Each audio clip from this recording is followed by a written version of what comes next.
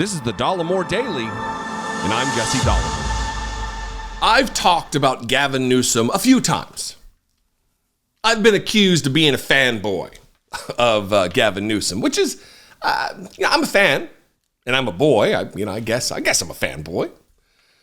But listen, I had criticisms of Gavin Newsom, as I do with all politicians, as I do with all political leaders when it's due, when it's just. And I can tell you that with an objective view, Gavin Newsom is the future of the Democratic Party.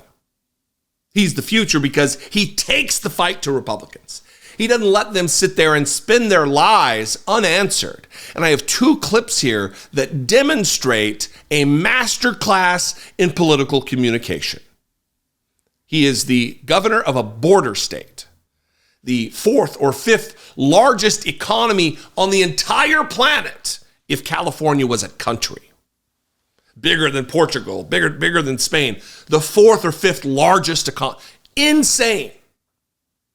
He is a resounding success as a governor. California is a resounding success as a state. Agriculturally, technologically, it's a big deal. So I'm going to start with this first clip where he's really railing against the hypocrisy of Republicans on immigration.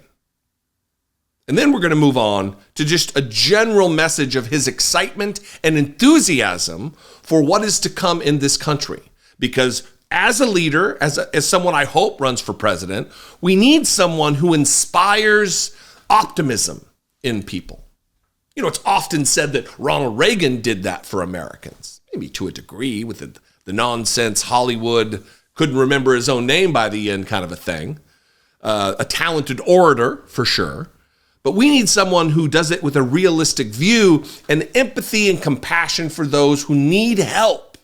And Gavin Newsom is that guy. First, here he is talking about hypocrisy in the Republican Party on immigration. They won't touch it. They don't want to solve this problem. They want to use it for political purposes. And again, I say this as a border state governor. No one has to introduce me to this issue. We're the largest port in the Western Hemisphere in the state of California. We live this. And I think it is a disgrace what the Republican Party is doing, what Donald Trump is doing. And this is hidden in plain sight.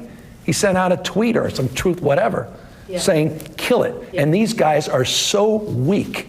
It's so pathetically weak, this Republican Party. And the new speaker said, oh, yes, sir, what else would you like us to do? We don't care about America. We don't care about our freedoms and liberties. We care about politics exclusively at the expense of the American people, because all we care about is winning for winning's sake. That is shameful. Look, I for a long time, I've talked about, how do I say it?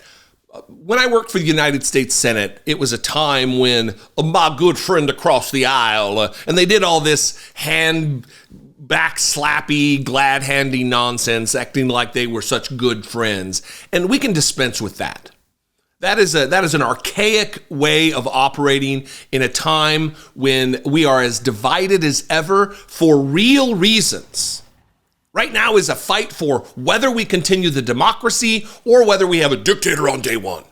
That's those are the stakes. So when he calls them weak, pathetically weak, we need more of that. And look, this is not a criticism of Joe Biden. He's the president of the United States. He's 80 years old. He grew up in politics in a time when the Fritz Hollings from South Carolina would rail from his side of the aisle like Foghorn Leghorn, talking about his friends on the other side. It was a different time, which means today is a different time, and we need different tactics and different methods, different methodologies to accomplish that which is important to the people of America. And in my opinion, right now, with the characters on the board, Gavin Newsom is that guy. He continues really enthusiastically and optimistically looking to the future. Watch this. Progressives, Republicans, independents, whoever, might be a little bit stunned that you have, what did you say, an incredible feeling of wellness? Is that where well-being. It is? Well-being, sorry. Getting out there, getting on the campaign. We've just started. Tag, we're it. Democrats, Isn't this great? We don't have to just watch this Trump show 24/7 in this primary where they're defining the terms of the debate and we're reacting to that every single day. We're now on the campaign trail. First primary, nation's first primary, February 3rd. Elections today, tomorrow, this weekend. It ends February 3rd. Early voting. This is what it's about. This is what we're best at because we keep crushing it. Democrats, we keep crushing it. Look at all the elections you've won, Democrats. You keep winning. You keep outperforming. It's extraordinary. Pat yourselves on the back. Our message is working. Our values are American. They're universal values. Our policies, Republicans begrudgingly celebrate and accept. I heard the governor here in his State of the State last night, and he talked about these new EV investments in his state. Really, Mr. Governor, that tried to oppose that and is sitting there with Trump? They can't even help themselves, but they're beneficiaries of all this because that's the character and decency of the Democratic Party, that we support people even if they didn't support us in the election. Do you see what I'm saying? He has enthusiasm because there's something to be enthusiastic about. Yeah, we got to fight on our hands for the very soul of America and whether we end up a democracy in 2025, certainly. But Democrats win. The values of the Democratic Party are the values of the majority of America. The values of the Democratic Party are indeed the values of people who vote for Trump. They just don't know it.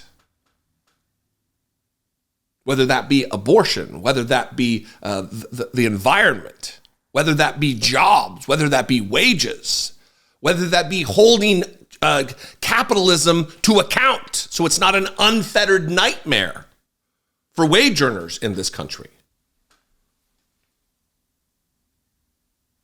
And he's communicating that perfectly. He highlights a very clear point of Republican governors who are now championing these projects that were brought about by the infrastructure bill that they all opposed. Yet now, this is unprecedented investment in EV technology. I wonder where that came from. And this is what, look, Joe Biden's a lucky man because he has a guy like Gavin Newsom on his side to communicate. But more of this from the executive in the United States would be better.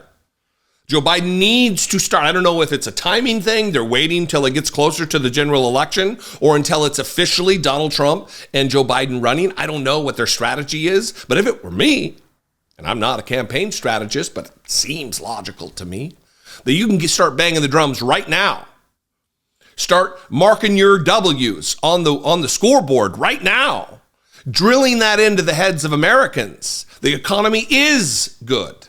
Gas prices are low, even though Joe Biden has nothing to do with that. Inflation is on the decline. People are making more money. Things are good and strong. Our GDP numbers that just came out yesterday are off the charts. More Gavin Newsom. More of this. Be happy. Be optimistic. Don't be cynical going into this. Be trepidatious because of the outcome that could befall us if Donald Trump comes back to office. But things are good. Things are optimistic. There is reason to be enthusiastic. Anyway, am I just an optimist? I have been accused a time or two. What do you think? I'd love to know. You can call, leave me a brief voicemail, 714-576-4054. You can just leave a comment below. That would be fantastic. You can also call or email me daily at dollemore.com. I'd love to hear from you. If you appreciate what I do, if you appreciate my optimism, you can help support this work. You can encourage my optimism. You can click the join button below. For $2 a month, you can help support my work. Become a channel member. Join the family of channel members to produce what we do here. You can click the super thanks button or go over to my Patreon page, patreon.com/IDoubtItPodcast. All those are great ways. Follow me on social media if that is your thing. If you're there already, I'm at Dollemore all across the board. Twitter and Instagram and Facebook and Blue Sky and Threads. Oh, it's too many. It's hard to keep up with.